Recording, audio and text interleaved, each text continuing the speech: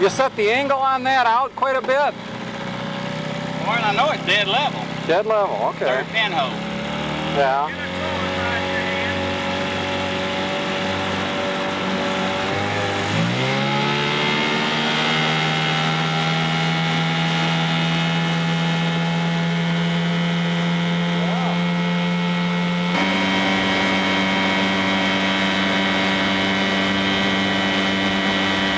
How fast are we going now? About 20, probably. Is that right? I'd say so. Can you run this fast?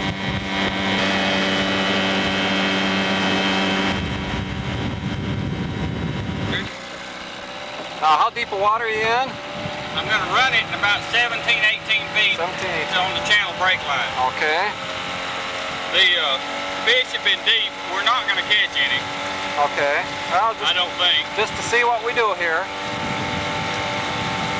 What we're going to run into is the channel is about 60 feet deep, which is right there. Right to our left, or my left. Right to your left, that's correct. Any fish that are out there coming up out of that channel onto this delta hump, which is here, which I'm banging pretty heavy at this moment. Must be about 15, 16 feet.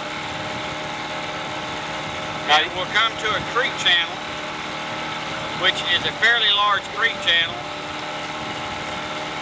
probably 35, 36 feet deep. And at the bottom of it, it splits and forms an island, a submerged island underwater. Okay. So therefore, the creek channel dumps out two places into the river channel. There's generally fish located in two spots. The first one will be first drop off where we drop into the first part of the creek, and the second place where the fish will be generally is when you cross the island and you hit into the other secondary part of the creek channel. Okay. Now, are you using line sights to position your boat now, or are you doing it by feel? Feel. Right now this is 700. It's probably running about 15 feet deep. Okay.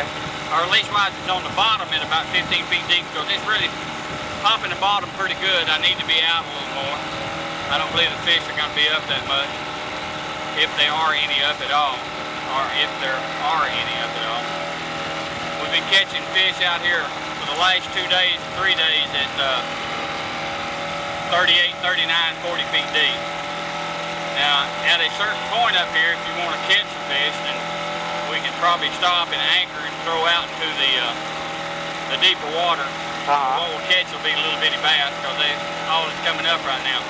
Fish came up yesterday. Travis Pepper got one 6'2". Bob Reeves from Texas got one around 5 something. Kenny Hyde had a string of 2s, 3s, and 4s that came in yesterday evening. So the fish did move good yesterday. But today, so far as I know, I don't know of anybody that's really done anything much. Did a cold front come through? Buck said a small cold front came through just last night? Saturday. Saturday. Yeah, it was a big cold front come through. 30, 40 degree change of water temperature. Air temperature. Yeah. We must have gone off into the creek by now, because I haven't hit. Now that changes. There it is. See okay, I can see it coming down now. Okay. Now I'm hitting it just right. Lure's walking, I'm going to walk right off the end. If there's anything there at all, he's going to pop at that depth. Now I can see your rod tip now. I just came off of it. Nothing's there. So you just hit the tip of the bar there, the tip of that island? We haven't made it to the island yet. You're dropped off into the creek channel now. We'll be approaching the island probably in another 6, 7, 8, 9 seconds. Okay. Then I'll walk it up over the island, and then it'll drop off into the creek channel again. Then we'll be back to a delta situation. Any fish? Shaking her head, no. Nothing's going. Is this a speed that you use a lot, or you're just checking it out? The speed? Well, this is about medium him right now. Okay. See, I'm walking on the Oh yeah, island there. right now. Yeah, I can see your rod tip working now. There's old Bill from Ohio working a. That's a fine stump, son. That's a good one. That's quality. Turn that goddamn camera off or I'll break it. That's only been there 50 years. You had a nice one. Yeah. I mean, that's one of the reasons why we don't like to have Yankees down here in the South. They pull our stumps up. Yeah, that's true. This lake's never seen a lure with shields on the back, on the boat for back Oh, trolling. back trolling. That don't, They don't do that up down here, huh? Yeah, he got one of those rare 50-year-old stumps. All right, any second now, we're dropping back into the secondary part of the creek channel where it dumps out into the main channel. Uh-huh. And what will happen is the lure's free swimming right now. I'll bang up on the delta hump and we'll be out of the creek.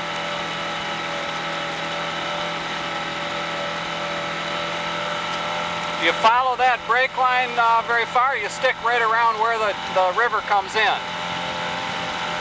I follow the brake line because the brake line, the channel brake line, which is actually a delta hump, and which is actually a brake for the fish also, it's a combination. I just hit right up on the delta right now. Oh yeah, I can see it.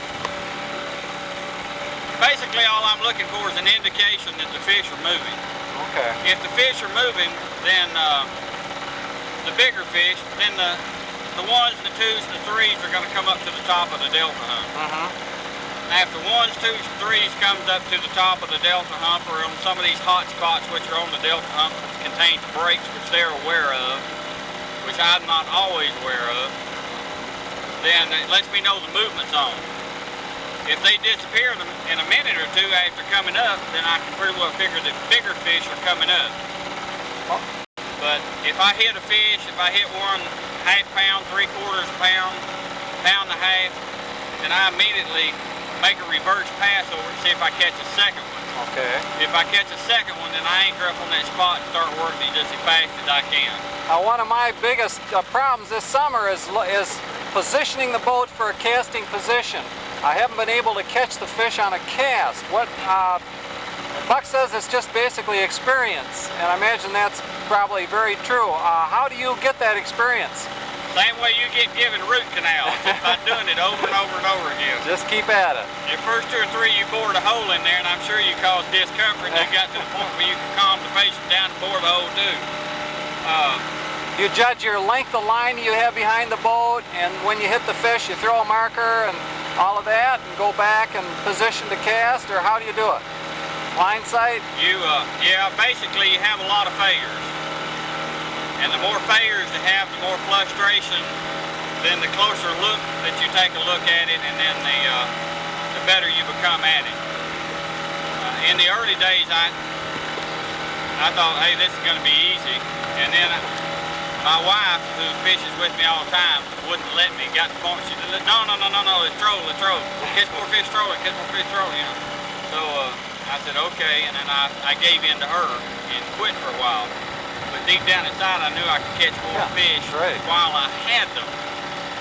But it just had to finally leave her home enough to where I could screw it up enough without her getting screwed up too, you know. But it's a combination of failures, experience, will to, desire, and knowing about how much line. It's one thing that's great about an updated style structure, or I guess what would you say, a sonar equipment, sounder, whatever you want to call it. The type that update constantly from left to right or right to left, leave the picture on the screen for 6 to 7 seconds before the new one goes on. In other words, once it flashes something on the screen, it goes all the way across, and then it's updated off the screen, you might say. Once you get used to counting your seconds for the speed that you're running, and let's say that you see a wash, and this wash is 1 foot deeper, and you count, start counting. You see it, you say 1,000, 2,000. At the count of 7,000, you hit your lure, walks over that wash. Well, you start getting an idea then of how much line you got out for how much speed and about the distance. Most of the time when you catch a fish, you will have seen something that's a little bit different. And if it takes approximately 6 to 7 seconds, and I'm not saying that's a hard rule, and all of a sudden, say 7 seconds later, you whap a fish, then you pretty well know it came from that break on structure that I saw.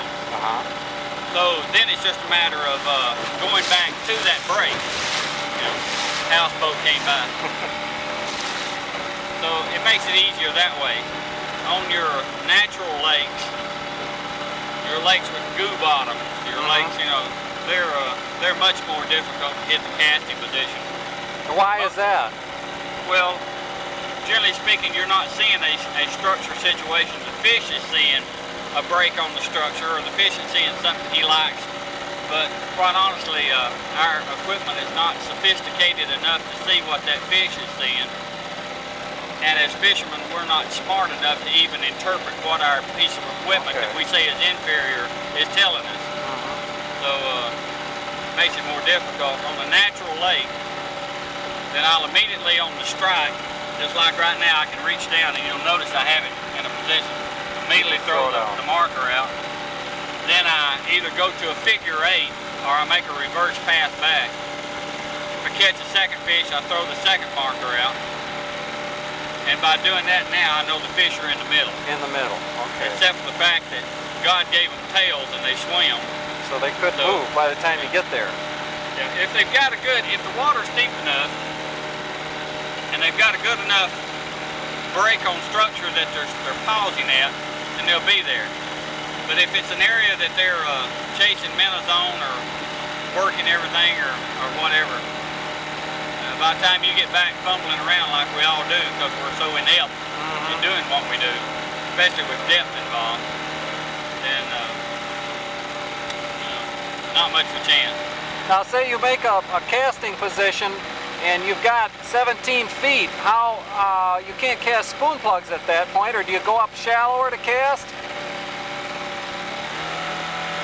Well, you can, if you've got a 17-foot break line, you can cast spoon plugs and work it. 700 to 800, either one would work for that.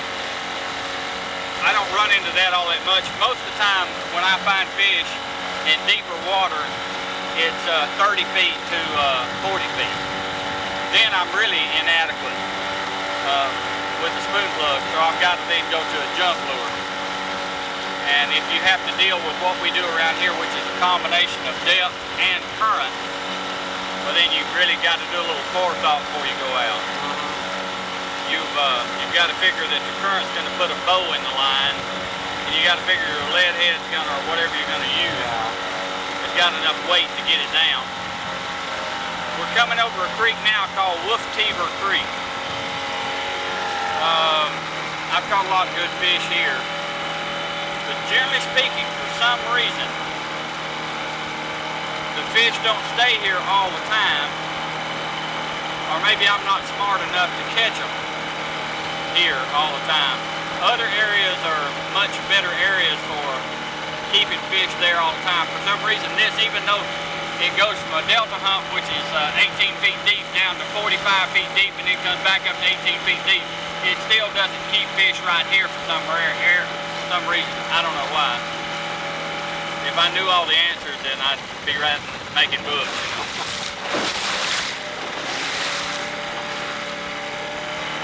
Basically, Mr. Perry wrote the music and the words, and I'm in the chorus. Amen. I try to sing loud sometimes.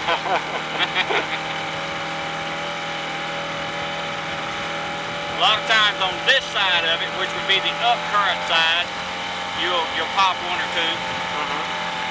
But I don't think anything's going on. If you want to take a casting position, I can take you to a casting position simply because of experience. Not because of anything that I've located particularly today, but just knowledge of the lake, knowing where the fish stay a lot of times. I can hit a casting position up here which will, you catch fish, you'll see me catch fish or whatever. I'd like to see you just cast and what your procedure is on that if you have a minute. Well, there's really no procedure, but I'll be glad to do it. Okay.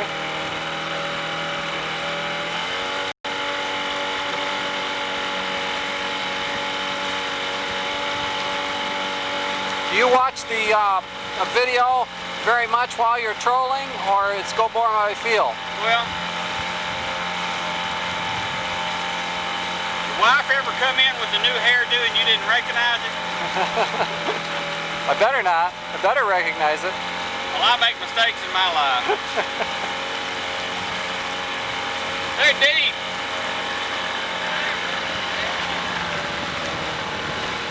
You see, that's Bob Reeves from Texas. His lure, he's walking the bottom. He's running with the current, and I see we have current now. Uh-huh. Look at the buoy out there. See the current behind the buoy? Oh, yeah. Okay. I'm not hitting on the structure right now. He was. He's running a 700. I'm running a 700. Now my 700 will hit up at about 15, 16 feet deep. His was walking down 21, 22 because he was with the current. With the current, okay. I couldn't figure out how he was walking and I wasn't hitting, and here I am on the inside. Ah, now this current changes here then apparently, according to what they're letting out? Turn these fish on. There's a good chance these fish will start working now. Okay. I'm constantly, I keep my head in the TV or the CRT, I keep it in there constantly when I'm not familiar with the terrain. Uh-huh. But when I'm on familiar territory like I am right now, I'm going by what my lure tells me. And my lure tells me I need to let out another color. How many colors do you have out now? Do I? How many colors do you have out now? Five on a 700, and we'll see if I hit up. And the depth is 19, 21 feet? I probably won't hit maybe at 16 to 17 because I'm against the current. Oh, okay, okay.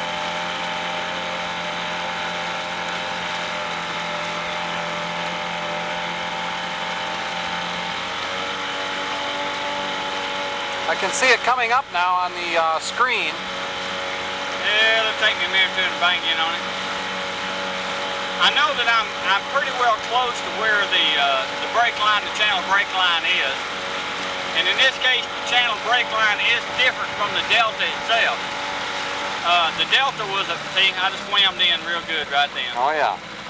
Okay, now that I've got it down, I'll be able to walk it on down to 18 to 20 feet deep.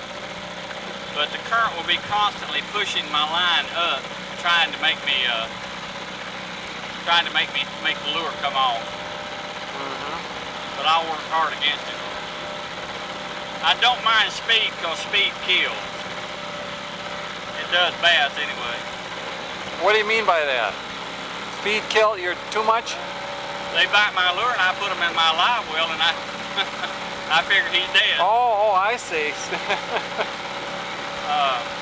Most people are afraid to go fast enough. Yeah. Ah. But the thing is, if the fish is active, he wants to, you know. I don't figure that too many bass hit too many minnows that don't run from them. You're right. Do you go often at a fast, do you use a lot that medium and a higher speeds when you're fishing here? I try all speeds. Anytime? None?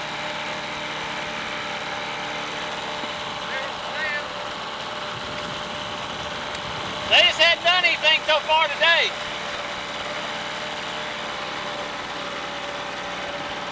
I got a shell.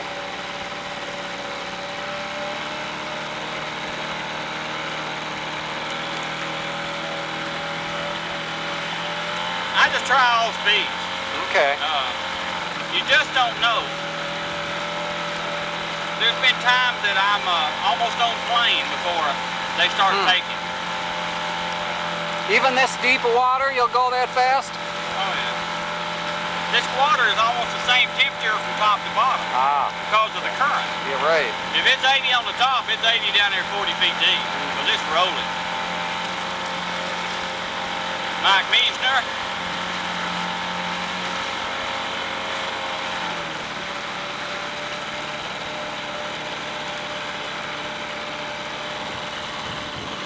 They turned the current on though.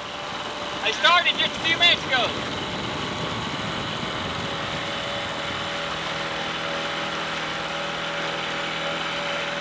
Let's see what's going on down there. I like the TV.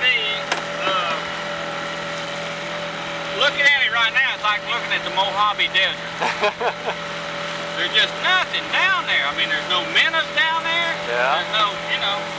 I'm saying, no, there's some minnows right now. All right, there you go. Okay, See? yeah, I Big can pile see of 'em. minnows? Right. Okay. Yeah, That okay. makes me feel a little better. Something.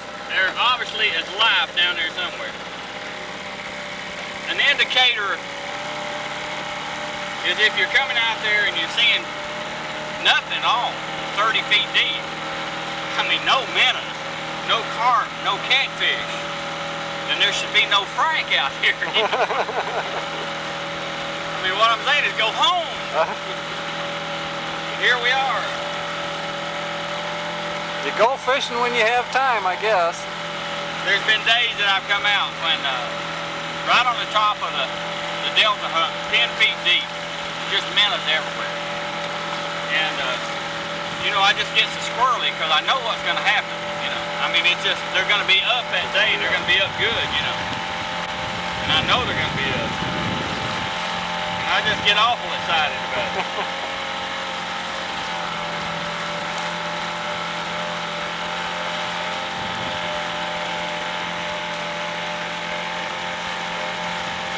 You looking for some structure to throw? Well, a minute ago I showed you where the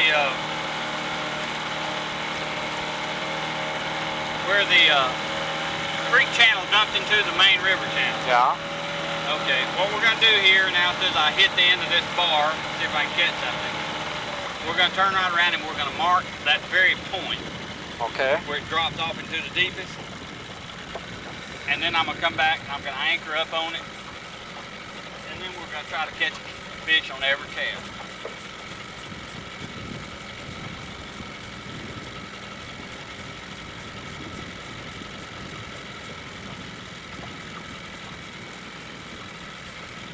Mike Mesner's wife's either hung up or got a fish, one or two. Yeah. Standing up. He just threw a marker out. So, she might have got a fish.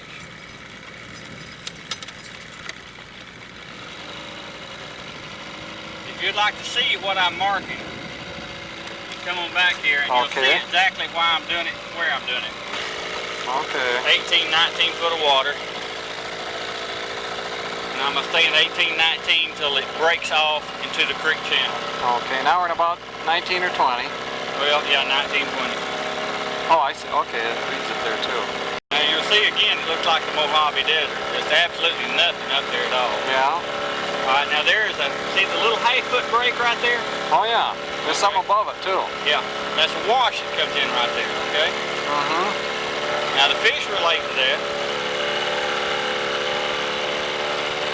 You don't realize it when you're going down through there. See, that's how sensitive. Now there's some fish right there. Now those could be carp, could be drum, I don't care. But you just saw the drop-off. Now see the fish related to the drop-off? Oh yeah. Okay. You just threw the marker. Right. Now we'll go back up and put the anchor out.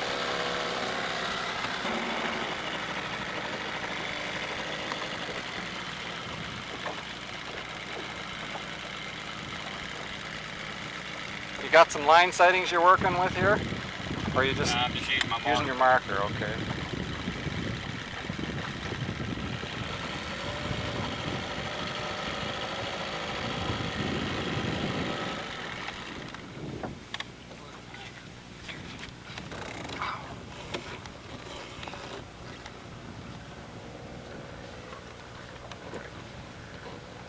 I'm going to tie this onto the back of the boat. That way You're close to your marker. How many pound anchor is that? 38, Oh. which you have to have when you're working in this. These depths? No, not in this depth, in this current. Oh, I see. Yeah.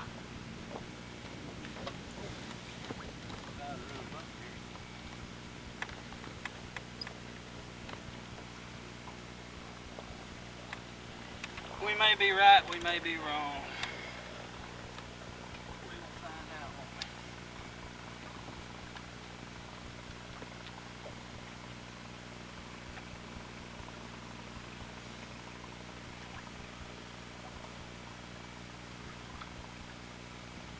Is that a Texas rigged worm or I don't really know. All I know is it's a lead head lead? Oh, a jig with a worm on it, open hook. Okay.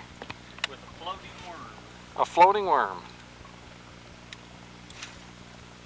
Now that cast will put it in approximately 38, 39 foot of water, maybe 42, maybe 37. About a 3/8 ounce jig? 5/16, I believe. Okay. And that was an 8-inch worm. And with this current, it's going to go downstream 90 miles an hour. So I'll probably go switch over to a 6-inch, which will let it go down a little quicker.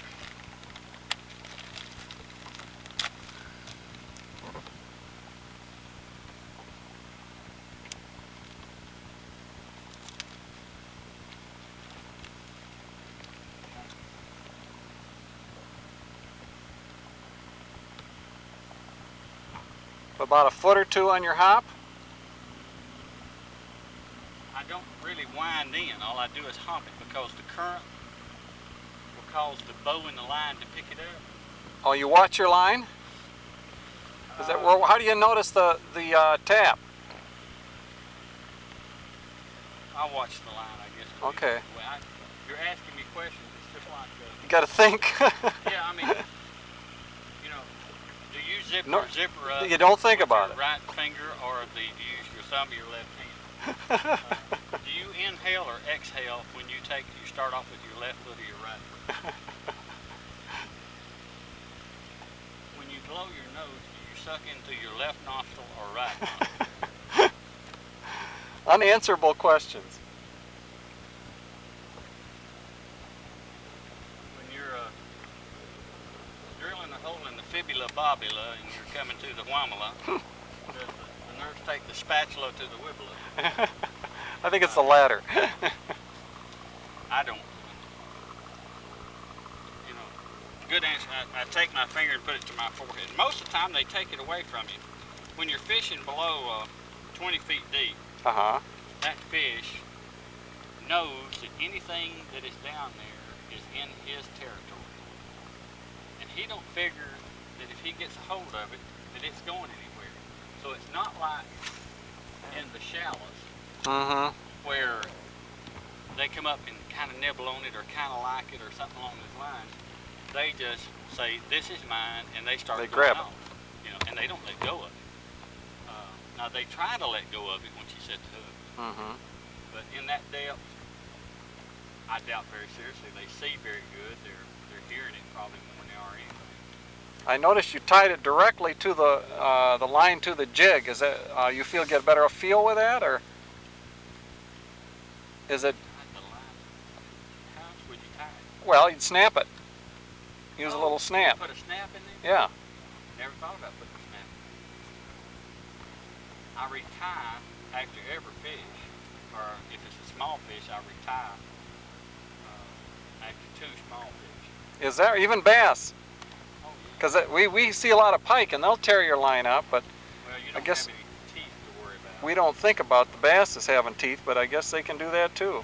Well, that's not why I retie. I retie because I'm using 8-pound test line and just putting so much pressure on it. And see, I mean that. You had a hit. Oh yeah, you didn't see it jerk pole? I didn't see it. No, I was. Maybe your camera did. Maybe my camera did. Let's hope so. That's unusual that takes place. Generally, when they pop it that hard, they've got it. But do you like 8-pound line mainly because of the current? Less drag? I can't say that I like 8-pound test line any more than I like 6-pound test line and I like 20-pound test line. I'm using the line which will let the lure go down to the bottom and the lure will stay on the bottom, and the current Won't pull it off. will turn right around. Yeah, it pulls it off. It literally makes it go downstream, bouncing. Oh, I see. Okay. And the lure itself, by going, once it hits the bottom, if you'll notice it where I'm starting my cast, where Yeah. the lure ends up, if we've got current, it'll generally end up, my end of my cast will be down this way. Yeah.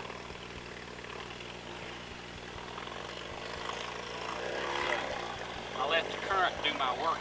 And if that worm is being presented to him, I guess, in a natural manner, because if there was a worm out there and it was floating downstream, it was bouncing on the bottom as it was going down through there, and it would be just kind of coming down in front of his face. Uh-huh.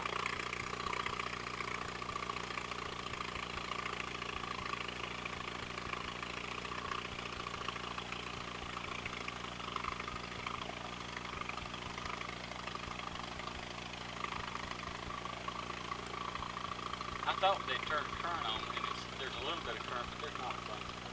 Mm-hmm.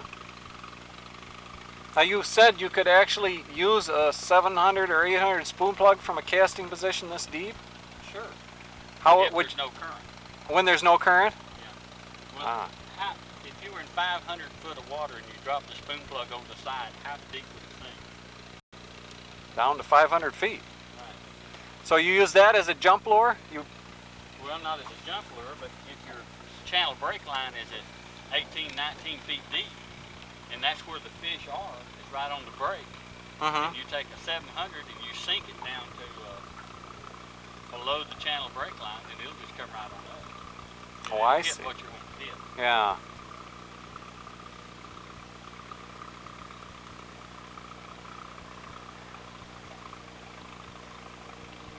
When I come to this spot right here, I've been catching fish here now for the last 3 weeks. In preparation for this, I located 7 schools of fish that I felt like would be reliable enough because they're there most of the time. Mm-hmm. And I said, okay, if everybody says, you know, if we got bad weather situations or something where, you know, people weren't catching fish, I said, look, go right out here and look. This hole right here, or this position right here, has paid off now for the last several weeks, just over and over and over and over. Today, we caught 12 out of it this morning, and we caught 5 out of it about 2 hours ago. But they're down deep. So you're casting out in like 35 or 40 feet, you say? Yeah. Yeah, bouncing and popping.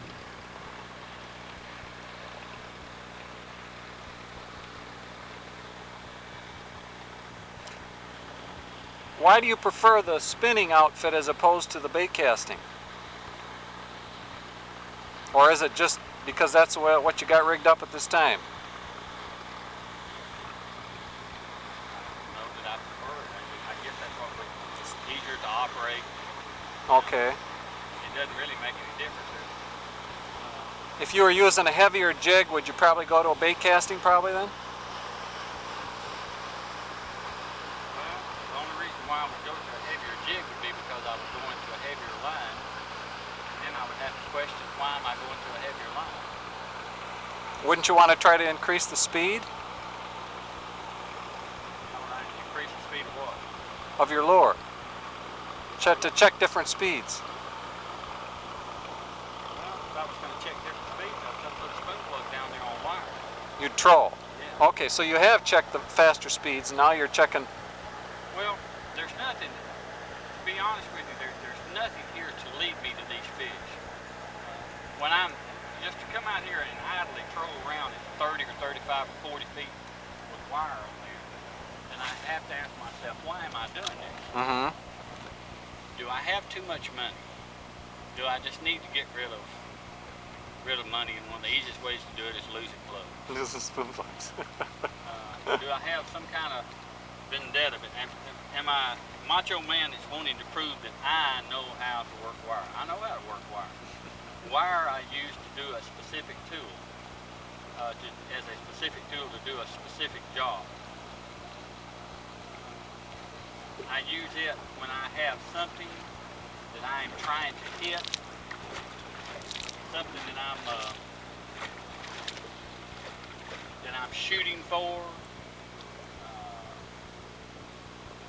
have a specific goal in mind, and then I use wire because it's that tool that it cuts that butter with, you know. Mm-hmm. But I would use wire possibly because I would suspect that there's fish that stay around this opening to this creek channel.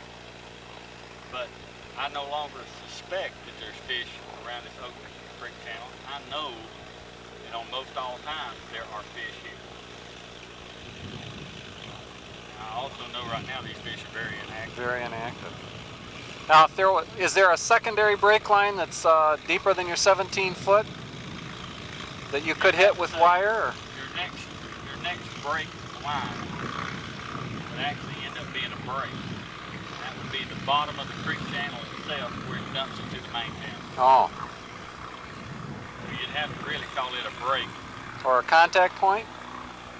I don't know if it is or not, just to be honest with you. I have caught very, very few fish in the bottom of a creek channel where it dumps into a main channel. I catch them on the upper side or the lower side, but I have caught very few in the middle. But yet the middle would have to be considered your last break on structure, but not necessarily a break line.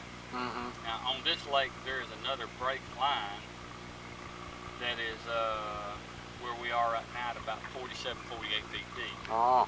And that's where the river is getting silted in. Mm-hmm. And it turns from good, clean, hard, washed off clay into a silt bottom, which is filling in. You know, as the current continues to roll. Mm-hmm.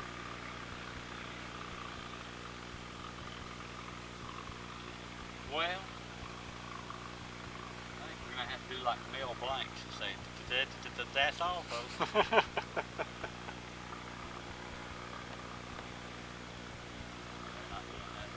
They aren't? Around it. Yeah.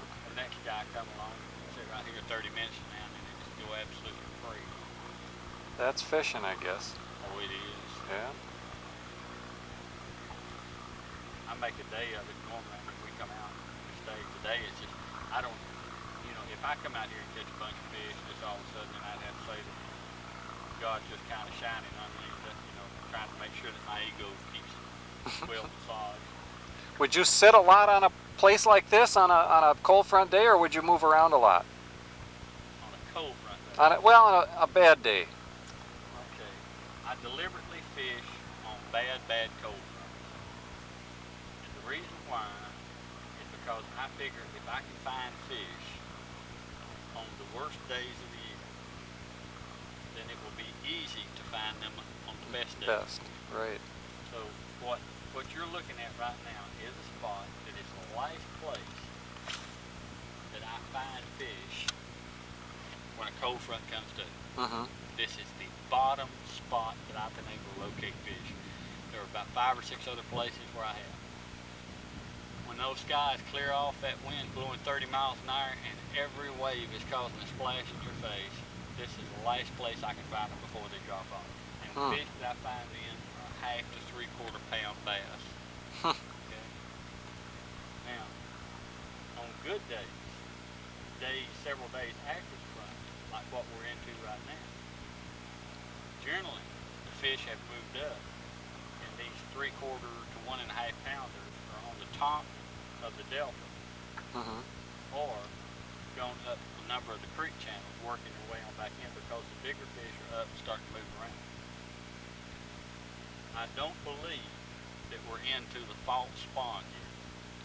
I don't believe that the fish have moved up out of the channel and moved into the sloughs for fall. False spawn? What do you mean by that? Well, bass basically in the fall kind of do the same way they do in the spring when they go to beds. They moved up the same places. So one is actually when they spawn, the other is when they act like they're doing it, but yet they're not spawning. So Feeding fall frenzy, sometimes we call it up north. Is that the same? False spawn. I mean, they're doing the same thing they do when they're spawning, except they just don't go up to spawn. Yeah. Then what you'd be saying to yourself at that point is that the fish are moving out of the main channel back through the secondary or sloughs or creeks, back into the sloughs or shallower water because the shad minnows, because of colder water and because there's no zooplankton and there's no amoebas and everything else that they're feeding off of out here, then the minnows have to go towards the shoreline seeking the more stable water where there is still food for them. So if the minnows go up, then the bass move up. I don't believe that's taking place. I believe our bass are still out here in the main channel. Okay. I don't believe that's taking place. Do they stay up shallower then for a while as it cools down? Is that what? Or isn't it a temperature seasonal effect? It's more. Well, I don't really know. It would be seasonal, I guess. You got a lot of questions. Yeah. You would have to say that it takes place seasonally, yes. Yeah. Now, as far as how long it's been, I'm sure that there are some 6, 7, 8, 9-pound bass that move into 3, 4, 5, 6, 7 foot of water. Because I see pictures in books where people catch them. Yeah. And I know that those people that catch them are bank fishermen or find a brush pile, fishing it, you know, they're shallow water fishermen. So, but I also know that I fished all of my life and I fish hard and I'm a very intense person and I work hard at my fishing. If I had worked near as hard at work as I do at fishing, I would have made a lot of money. Not that that's important, but what I'm saying is I work hard at it. I always have. I'm intense on it. And I always thought that I had at least average intelligence, and I could throw a lure just as good as anybody else could throw one. And I was 36 years old, and I had caught 3 bass that would go 6 pounds in my life. Now that was working the shoreline. When I found out about Buck Perry, and I become one of the choir boys, and I started singing his notes to his music, then I've caught hundreds of bass over 6 pounds. Now I haven't caught any of those bass in shallow water. I've caught those bass in deep water. So if those bass go up shallow, I damn sure didn't find them before. So I may fish under the fish, and I've been accused of it. And if I do, then that's perfectly fine. But I know when I'm fishing with my face towards that bank, I'm fishing over them. A lot more than I'll ever fish under them. I don't have the equipment to fish under them all the time. But I know I can fish over them. And I'd rather miss them by fishing for them deep than I would be by fishing. Now, and actually, if I was to say it proper, I want to fish for the big fish regardless whether deep, shallow, or in between. I want to fish right exactly where they are. Now, if I could do this and figure out where they are right now, we'd be doing it. But there's my marker. Hey, you got something. Well, yeah, but it hit so hard. Did you Oh, you got the marker. Okay. Well, you're fishing where the marker is then. Yeah, I did good. Let's go back in. They're not doing anything. Okay. And I got people to Yeah. say hello to. Well, I appreciate it. Thanks a lot for the lesson. There's no lesson. You heard one Just person watching one. BS. That's right. Well, a bunch of those adds up. Little one.